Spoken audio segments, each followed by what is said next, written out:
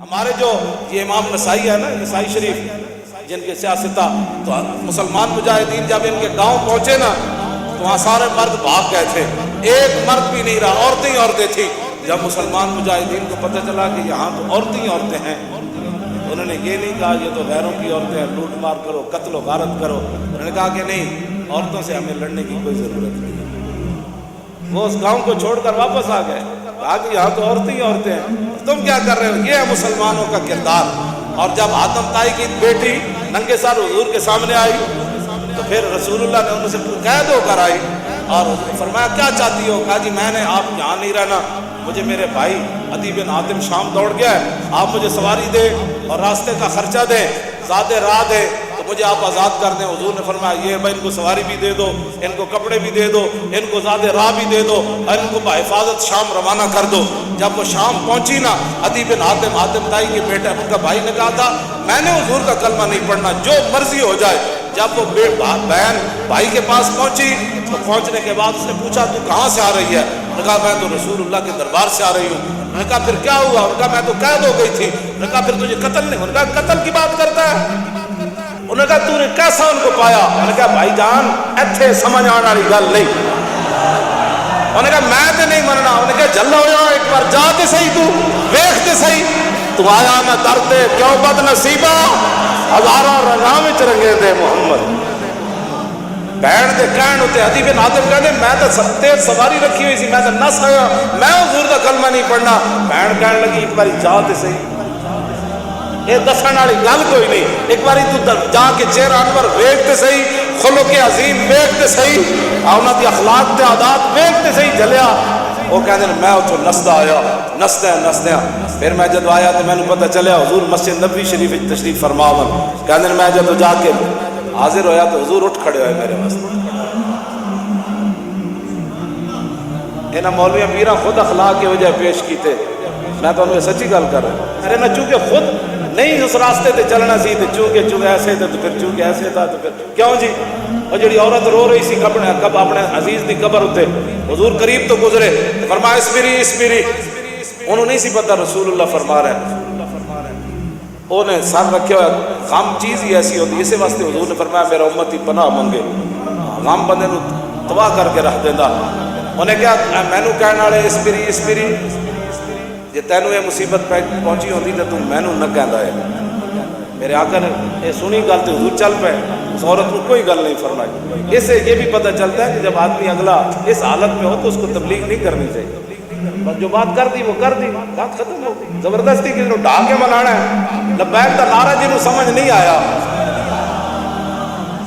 ہوں تسی انہوں ڈھا کے کی منانا ہے؟ اور میں نے یہ دسو جیڑا اے نہیں کہتا حضور میں بھی لبیک کا اتنا ہی مانا ہے، حضور میں بھی حاضر، میرے بچے بھی حاضر، میرا مال بھی حاضر، میری عزت بھی حاضر اور میرے ماں باپ بھی آپ کے لیے حاضر۔ اس سے زیادہ لبیک کا کوئی معنی نہیں ہے، اور تاجدار ختم نبوت کے نعرے کا اس سے زیادہ کوئی معنی نہیں کہ ساری دنیا تہ و بالا ہو جائے لیکن حضور کی ختم نبوت پر پیرا ہر صورت میں ہوگا، بس اس سے زیادہ تاجدار ختم نبوت کا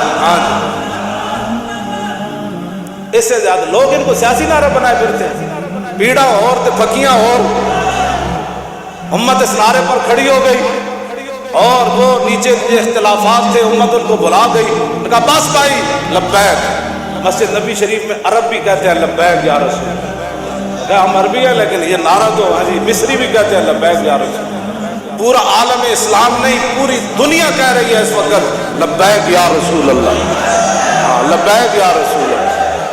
تو اس سے بڑا اللہ کا کیا کرم ہو سکتا ہے کہ امت اختلافات کو بھلا کر حضور کی غلامی کے لیے جمع ہو گئی۔ اور اقبال کہتا تھا، میں کہتا تھا اقبال کی یہ خواب کب پورا ہوگا کہ اقبال کہتا تھا زاں کے ملت را حیات از عشقیوس اور برگو ساز کائنات از عشقیوس۔ اقبال کہتا تھا کہ ملت کی حیات، ملت کی ترقی، ملت کا عروج اور پوری دنیا پر اسلام کے غلبے کی ایک ہی وجہ ہے کہ امت حضور سے پیار کرے، حضور سے عشق کرے۔ تو میں کہتا یہ کیسے ہوگا؟ لیکن رب ہے جو چاہے کرے۔ یہ نہیں پتا تھا کہ ممتاز قادری نے جو تختہ دار پر لبیک کہا تھا اس نعرے کی برکت سے پوری امت ایسے کھڑی ہو جائے گی۔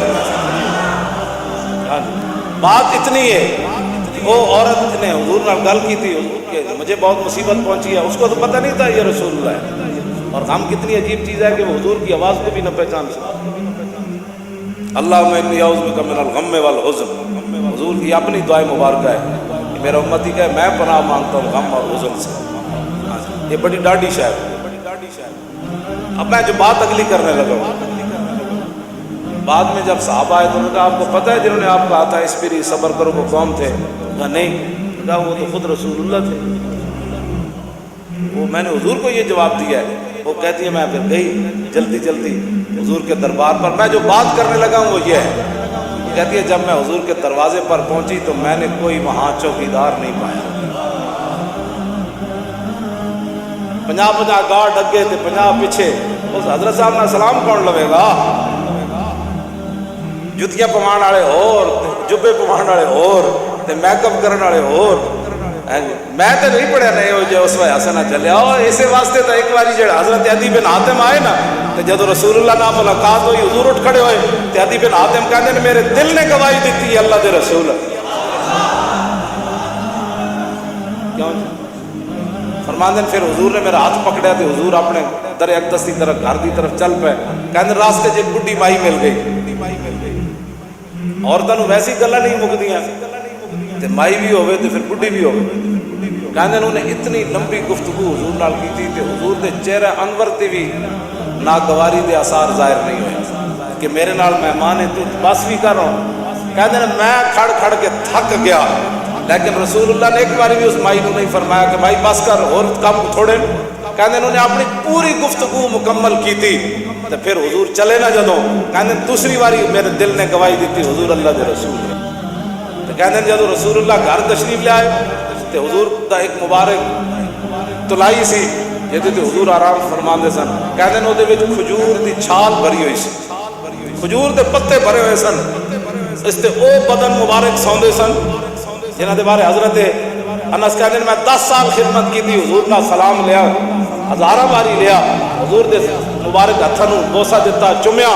ما مسست خزن ولا حریرن ولا شیئن قط الین من کف رسول اللہ. نہ میں کوئی ریشم نو ہاتھ لایا نہ کائنات کا کوئی اور نرم کپڑا ہو جائے میرے ہاتھ چایا کہ حضور دے مبارک ہاتھ تو نرم ہاتھ ہوئے. حضور اس تلائی تے سوندے سن جے دے وچ روئی نہیں سی. کھجور دی چھال بھری ہوئی سی. نہ انہاں کدی چھال ہوتے سونا ہے نہ انہاں کدی بدر جانا ہے نہ انہاں کدی جناب تلوار پکڑ کے خندق وچ پہرے دینے. انہاں تو کہنا یہ لبیک والے کیا کر رہے ہیں؟ اسلام تو امن کا درس دیتا ہے. میں کہا دسو نا خندق وچ کتنے بندے آئے؟ کیوں جی خندق وچ کتنے بندے آئے؟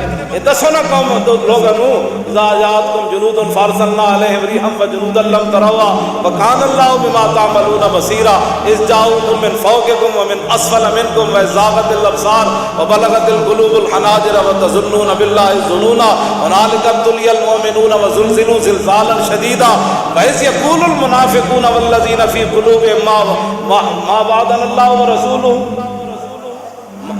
فی قلوب مرض ما وعدنا اللہ ورسول اللہ غرورا. یہ تو منافق کا کام ہوتا ہے جب مشکل وقت ہو جی دیکھیں گریک ڈاؤن ہو گیا میں کہا پھر کی ہوا. یہ تو منافق کا کام ہوتا ہے کہ جب مشکل حالات آئے تو دیکھو جی دیکھو جی اللہ رسول ساڑھے نہ ہاتھ میں ہاتھ کرنے کا معنی کر رہے ہیں. لفظی معنی تو نہیں نہ بنتا. اللہ رسول نے تو ان کا لفظی معنی کیا بنتا ہے کہ انہوں نے کیا اللہ رسول کی طرف نسبت کر دی کہ ہمیں تو دھوکے سے دو چار کر دیا گیا. ہاں جی ہمارے ساتھ یہ دیکھو کیا بن گیا کہ جناب ہمیں تو کہتے تھے ہمیں تو پیشاب کرنے کا جو خوف ہے کہ پیشاب کرنے جائیں گے بندہ مار دے گا. تو کیسر و کسرا کب فتح ہوں گے؟ یہاں مدینے میں تو پیشاب کرنے کی سہولت نہیں رہی. 25,000 کا لشکر. منافق کا کام ہی یہ ہوتا ہے کہ وہ جب صحابہ ادھر جو ہے وہ کیا کارنامے سر انجام. منافق ان کا بھی رب نے قرآن میں بیان فرمایا کہ منافق کہنے لگے کہ ما وعدنا اللہ ورسولہ وَإِذْ قَالَتْ طَائِفَةٌ مِّنْهُمْ يَا أَهْلَ يَثْرِبَ لَا مُقَامَ لَكُمْ فَارْجِعُوا وَيَسْتَأْذِنُ فَرِيقٌ مِّنْهُمُ النَّبِيَّ يَقُولُونَ إِنَّ بُيُوتَنَا عَوْرَةٌ وَمَا هِيَ بِعَوْرَةٍ إِن يُرِيدُونَ إِلَّا فِرَارًا. کیوں جی یہ منظر بیان نہیں کیوں نہ چلو چلیے توبہ کرو. حال ہی کوئی نہیں 25,000 کا لشکر آ گیا. آج تے بچی کسی دی نہیں ہونی. کہنے لگے حضور گھر لوگے پیچھے گھر میں بندہ کوئی نہیں کی بڑھے گا. اللہ نے فرمایا میرے حبیب گھر دے کا شان اقدس جدو آپ گھروں چل کے آ گئے تو آپ کے پیچھے گھر کوئی نہیں. صدیق اکبر کا گھر کوئی نہیں. فاروق اعظم دا گھر کوئی نہیں، عثمان غنی دا گھر کوئی نہیں، حیدر کرار دا گھر کوئی نہیں، انہاں دے گھر وکھرے آ گئے۔ میرے حبیب گھر لکے ہونے دا مسئلہ نہیں، یریدون الا فرارا، اے تے چھا میدان چھڑ کے نسن لگے۔ ساڈو جی ہمارا لبیک سے تعلق نہیں ہے، مشکل ٹائم جو آ گیا، ہاں جی مشکل ٹائم ہمارا لبیک سے تعلق، یہی تو بات ہے۔ لیکن قرآن اقبال کہتا اگر درس قرآن ہم نے بلایا ہوتا، یہ زمانہ نہ زمانے نے دکھایا ہوتا۔ یہ منافقت کے کام ہوتے ہیں مشکل کے وقت۔ انہیں دسے ہی نہیں کہ رسول اللہ غزوہ خندق کے موقع پہ خود تلوار پکڑ کے کیویں کھڑے ہو۔ جب 25,000 کا لشکر خندق کے کنارے آ گیا، عمر بن عبد خود گھوڑا چناب چھال مرائی تے ادھر آ گیا، 25,000 کا لشکر اتنے آ گیا تو سارے چاندے سن کے گھوڑے سمیت ادھر آ جا۔ اس وقت میرے آقا مولا پھر خود تلوار پکڑ کے کھڑے ہو گئے، اور حضور کو اللہ نے دبدبا کتنا دیا، کانہ ہوا و فرد فی جلالتہ فی عسکر حین تلقاہ وفی حشم لہ ہمم لا منتہا لکبائرہا وہمتہ الصغریٰ جل من الدہر۔ یہ دوسرا حضرت حسان کا شعر ہے، پہلا امام بوصیری کا شعر ہے۔ فرمایا اللہ نے ہمارے آقا و مولا کو ہیبت اور جلال اتنا عطا فرمایا کہ حضور تنہا بھی کھڑے ہوتے تو محسوس ہوتا کہ حضور کی پشت پر لاکھوں کا لشکر کھڑا ہے۔ ہاں جی ہاں جی توجہ، حضور خود تلوار پکڑے، کیوں جی علیکم بسنتی ہے نہیں، یہ نہیں سنت کہ جب دین پر مشکل وقت آ جائے تو رسول اللہ خود تلوار پکڑ کر کھڑے ہو گئے۔ کیا یہ ان کے لیے سنت نہیں تھی کہ جب حضور کی ختم نبوت پر مشکل وقت آیا، حملہ ہو گیا اور حضور کی عزت پر حملہ ہو گیا، تو کیا قوم کے رہنماؤں کی، مذہبی رہنماؤں کی، پیروں کی، فقیروں کی، مولویوں کی یہ ذمہ داری نہیں تھی کہ خود میدان میں ایسے نکل آتے؟ یہ ہے نا علیکم بسنتی و سنت الخلفاء، کیوں جی الراشدین۔ اور سنت خلفاء کیا ہے؟ یہ تو حضور کا اپنا طریقہ مبارکہ ہے نا۔ سنت خلفاء کیا ہے کہ جب جنگ یمامہ میں مسلمہ آیا، افضل الخلق بعد الرسل، آپ نے فرمایا بدری ہوئے یا غیر بدری ہوئے، بڈھا ہوئے یا جوان ہوئے، اکھانا صحابی ہوئے یا نابینا ہوئے، ہاتھ سلامت ہومن یا کٹے ہومن، سارے یمامہ پہنچو۔ خلفاء دی بھی یہی سنت ہے۔ جب ختم نبوت کا مسئلہ آیا تو پھر سیدنا صدیق اکبر خود بھی تلوار پکڑ کے چل پے، لشکر تے روانہ کیتے نا، آج خود بھی چلن لگے۔ حضرت مولا کائنات علی مرتضیٰ نے روکیا، فرمایا ابو بکر جو آپ کو کچھ نقصان ہو گیا تو ہمارا کیا بنے؟